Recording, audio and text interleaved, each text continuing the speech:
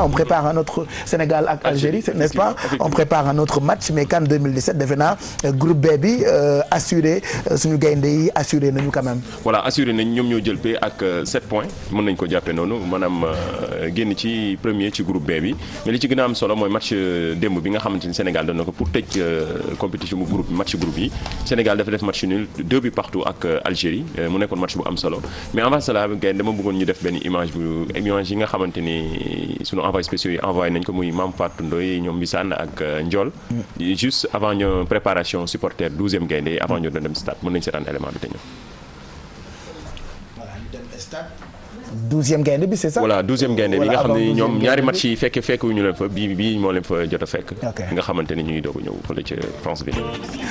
voilà donc mooy bi gaynde yi suñu 12 supporters yi plutôt doog a yegg Franceville. dëkk bi ñu doon amalee match bi contre Algérie gis nga ko noonu communion la ak supporters algériens yi mu nekk match bu am solo ci match bi nag Sénégal dafa def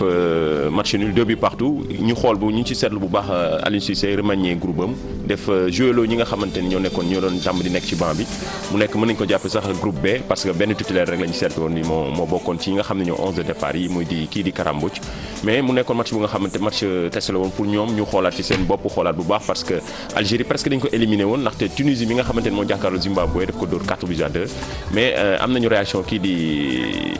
Mohamed Diamé moom joxe na réaction surtout ak benn joueur algérien mu wax seen déception ci CAN bi mën nañu seetaan élément bi ak Mame Fatou Ndoye.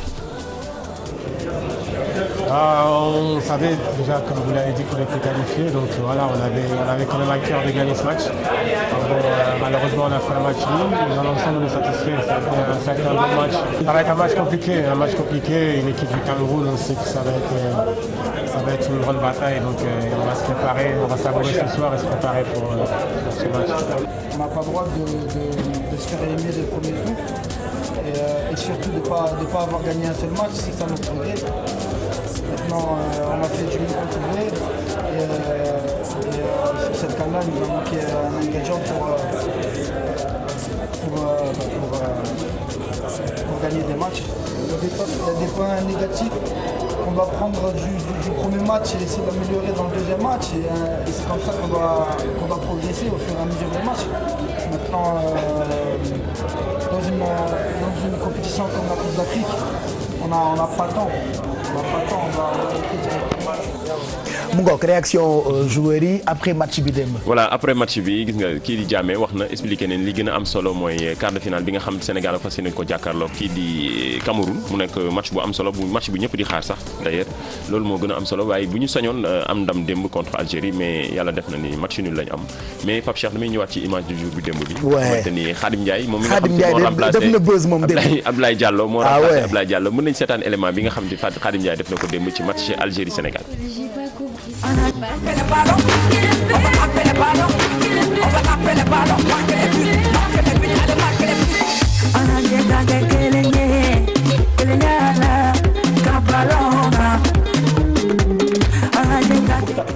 Alors qu'est-ce qui s'est passé parce que ku nekk ñi ngi wax ñii ñu ngi naan mu ngi tapale ñi ne tapalewul j'ai entendu quelqu'un qui vrai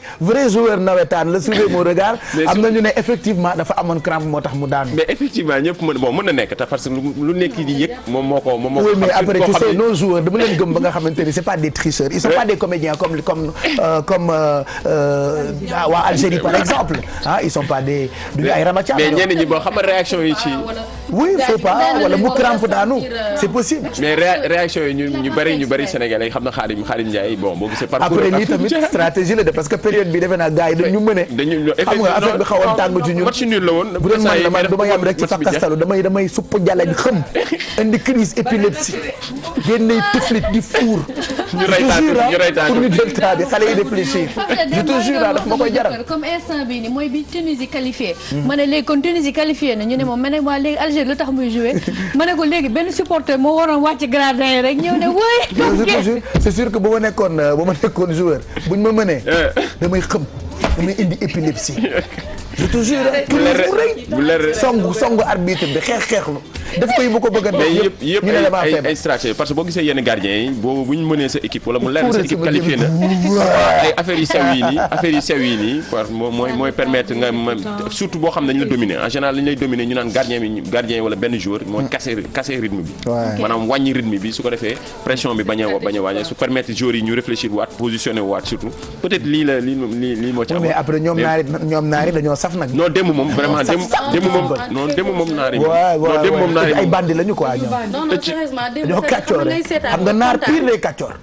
sama waa démb dañu tëcc démb dañoo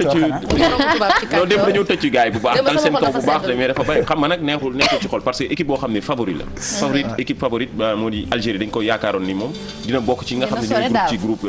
génn ci groupe B bi surtout am fi taxawaay bu am solo ci CAN bi ñu ñëw am déception parce que dañu def match nul ak Zimbabwe te Zimbabwe moo nekkoon mën nañu jàpp équipe bi gën a faible ci groupe bi ñëpp dañ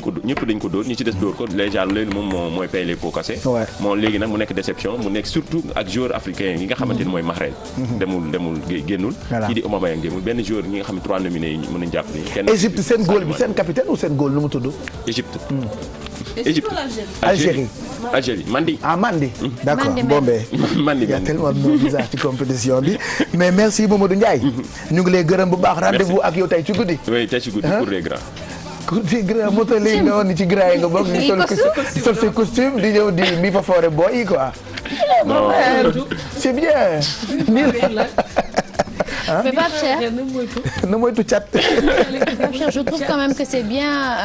Aliou Cissé c'est bien ce qu'il a fait de faire jouer l'équipe B parce que ça va permettre de challenger en fait le groupe comme ça fu mu ne nii ñi montrer seen talent dinañ mën a am possibilité ñu may leen en fait ñu dugg si voilà équipe A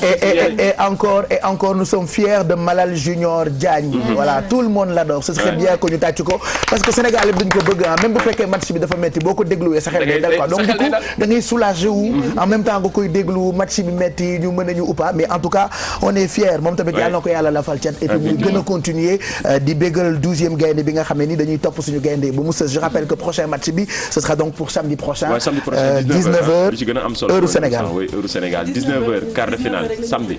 waaw ndaxte naaj foofu dafay xaw a tàng vraiment 19h affaire yi gën a sedd tuuti tane mais ci lañu war a jàkkaarloo Cameroun mu nekk revanche nag ndaxte Cameroun 92 la ñu éliminé woon fii suñu dëkk 2002 ñoom ñoo gagné finale bi léegi bii nag moom na ci Sénégal gi yëpp jàpp de grâce ñu demati ñu vraiment ñu gën a dem ci kanam gagné sori lool sax laa mën a wax wala gañ dem ba gagné coupe bi ci ren bi 2017 mu ngoog ñu ngi lay gërëm bu baax Mamadou Ndiaye